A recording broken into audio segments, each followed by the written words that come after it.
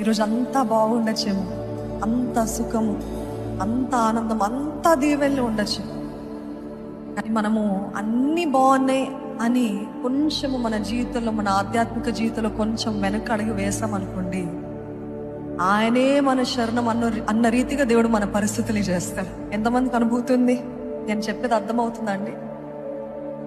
అన్ని బాగున్నప్పుడు ఇంకా I'm fine, I don't have any more battles, నాకు ఇంక ఎటువంటి పోరాటాలు, ఎటువంటి యుద్ధము లేదు నా జీవితంలో అనుకున్న సమయంలో దేవుడిని కూడా కొంచెం పక్కన పెట్టేసిన పరిస్థితుల్లో దేవుడు అంటాడు, I know how to bring you to me. కదా, నా దగ్గరికి నేను ఎలాగ రప్పాలో నాకు తెలుసు అని కొన్నిసార్లు దేవుడే శత్రువులను అనుమతిస్తాడు, పోరాటాలు అనుమతిస్తాడు, యుద్ధాలు అనుమతిస్తాడు. అనుమతించిన తర్వాత అప్పుడు చెప్తాడు, కరుణాగల రాజా మా శరణం నీవే,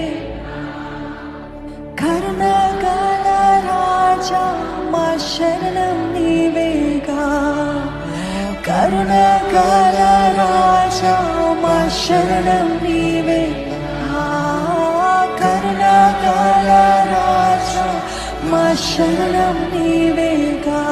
అందుకే నా యేసు దేవా